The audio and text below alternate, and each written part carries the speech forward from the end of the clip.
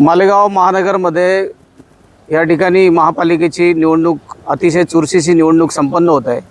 या निवडणुकीमध्ये भारतीय जनता पार्टी 20 प्रभागांमध्ये 20 वार्डांमध्ये आपले उमेदवार उभे करून ही निवडणूक अतिशय चांगल्या पद्धतीने जिंकण्याचा आमचा मानस आहे। परंतु ज्या वेळेला पक्षश्रेष्ठी आदरणीय रवीजी अनासपुरे साहेब आणि आदरणीय महामंत्री विजयजी चौधरी साहेब यांची सुरुवातीला मराठा दरबार येथे बैठक झाली, त्यावेळेला त्यांनी जिल्हा अध्यक्ष म्हणून मला त्या सूचना केलेल्या होत्या की जो कोणी पक्षाच्या विरोधात जात असेल किंवा पक्षाच्या शिस्तीचा भंग करत असेल तर त्याच्यावर त्वरित कारवाई करण्यात यावी। त्याच्यानुसार पुढे काही दिवसानंतर आमचे महानगराचे जे दोन्ही जे शहर अध्यक्ष होते नितीनजी पोपळे आणि त्याच्यानंतर विवेक वारुळे या दोघांनी पक्षाचा आदेश त्या ठिकाणी जुगारून आणि बंडखोरी केलेली आहे। म्हणून काल प्रदेशाध्यक्ष सन्माननीय रवींद्रजी चव्हाण साहेब यांच्या कार्यालयातनं तशा सूचना मला आलेल्या होत्या आणि त्या सूचनांचं पालन म्हणून त्या ठिकाणी ह्या दोघांना पक्षातून निष्कासित करण्यात आलेले आहे। आतापर्यंत भारतीय जनता पक्षाचा इतिहास जर बघितला तर माझे जे प्रतिस्पर्धी आहेत आमचे जुने मित्र ते सन्माननीय सुनील आबाज माझ्या विरुद्ध निवडणूक लढवत आहेत। ते मागच्या 1 महिन्यापूर्वीच आपल्याच माध्यमातून आपणच आपल्या टीव्हीवरती बघितलंय की पक्षाने त्यांचा अत्यंत सन्मानजनकरित्या पक्ष प्रवेश करून घेतला। हा पक्षाचा इतिहासच आहे। त्या इतिहासाला नितीन पोफळे पण काही वेगळा असू शकणार नाही, कारण की पक्ष आणि त्याच्यासाठी केलेलं काम पक्षाला चांगलं ज्ञात आहे। आणि आमच्याबरोबरही काही पक्षाची मंडळी आहे की ज्यांना वाटतं की कार्यकर्ता जगला पाहिजे, कार्यकर्त्यांनी आपली लढाई लढली पाहिजे। ही मूळतः जी लढाई आहे ना, ही मूळतः लढाई ही कार्यकर्त्याची लढाई आहे।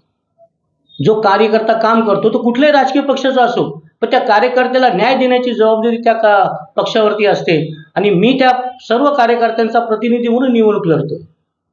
आणि त्याच्यानंतर त्यांच्याबरोबर जर कोणी भारतीय जनता पार्टीचा कार्यकर्ता असेल, पदाधिकारी असेल, तो जर या बंडखोरांना सपोर्ट करत असेल, साथ देत असेल आणि मतं मागत असेल तर त्याच्यावर ही पक्ष त्वरित कारवाई केल्याशिवाय राहणार नाही। आणि ह्या बंडखोर उमेदवारांनी कुठल्याही प्रकारची पक्षाची सहानुभूती लाटण्याचा प्रयत्न करू नये, तसंच पक्षाच्या कोणत्याही वरिष्ठ नेत्याचा किंवा चिन्हाचा वापर करण्याचाही केविलवाना प्रयत्न करू नये। हे सक्तीचे आदेश आज जिल्हा अध्यक्ष म्हणून आणि माझ्याबरोबर निवडणूक प्रमुख दादा जाधव म्हणून आदरणीय बंडू काका आणि पक्षाचे पदाधिकारी आणि या उमेदवारांच्या वतीने आणि भारतीय जनता पार्टीच्या वतीने यांना देण्यात येत आहे। आपण अनेक वर्षापासून भाजपमध्ये काम करत होतो। भाजपचे प्रदेशाचे पदावर होतात, महत्वाच्या पदावर देखील काम करत असताना थेट आता बंडखोरी करावी लागली। आपला तिकीट पक्ष नाकारला आणि आता पक्षाच्या मार्फत आपल्या निलंबनाचा फरमान करण्यात आलं। काय सांगणार? अनेक वर्षापासून एखादा कार्यकर्ता काम करतो आणि सातत्याने जीव ओतून आपली पक्षनिष्ठा आणि आपला वेळ, आपल्या सगळ्या श्रम या विषयात लावत असतो।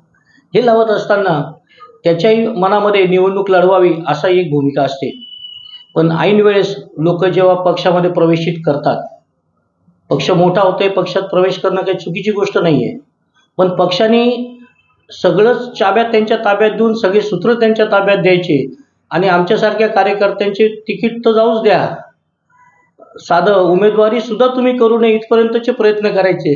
हीच खरी शोकांतिका भारतीय जनता पक्षाचा कार्यकर्ता म्हणून मला दुर्दैवाने सांगावंसं वाटतं की ठीक आहे, मी एक कार्यकर्ता म्हणून उमेदवारी मागणं हे काही गैर नसतं, पण त्या कार्यकर्त्याला तुम्ही उमेदवारी पण देणार नाही। उमेदवारी केली तर त्यांनी अपक्षही उमेदवार उभा राहू नये। मग वर्षानुवर्ष काम करणाऱ्या कार्यकर्त्यांनी ज्याची जी आयुष्याची कमाई असते, कार्यकर्ता भारतीय जनता पक्षाचा, ते सुद्धा हिरावून घेण्याचा अधिकार यांना कोणी दिले? या पदाधिकाऱ्यांना।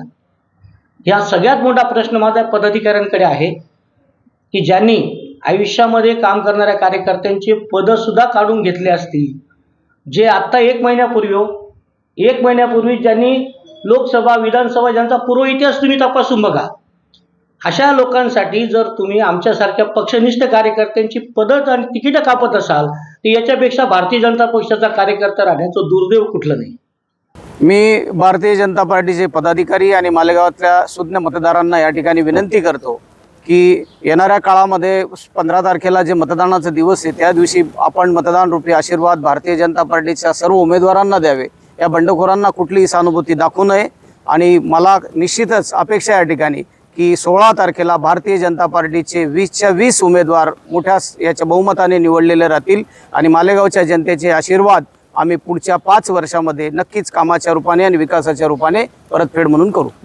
तुम्ही त्यांनाच उमेदवारी दिली ज्यांनी साधी इंटरव्ह्यू सुद्धा दिला नाही पक्षाचा. त्याचं काय करणार? जे पक्षाचे काम करणारे कार्यकर्ते आहेत वर्षोनवर्ष, आणि त्यांनी तिथे उमेदवारीसाठी अर्जही केले, उमेदवारीच्या त्या संपूर्ण प्रक्रियेला सामोरं गेलं, तुम्ही त्यांना उमेदवारी दिली का? का तुम्ही आयातीत उमेदवारांना उमेदवारी दिली? हा प्रश्न माझा उलटा तुम्हालाच आहे. आज भाजप जिल्हाध्यक्ष निलेश कचोळे यांनी बंडखोर उमेदवार म्हणजे तुम्ही आणि वारवळे यांना मतदान न करण्याचे मालेगावकरांना आव्हान दिले. तर आपण याबद्दल काय बोला? ते जिल्हाध्यक्ष आहेत. सन्मान्य जिल्हाध्यक्षांनी त्यांच्या मनाप्रमाणे त्यांना बोलण्याचा अधिकार आहे.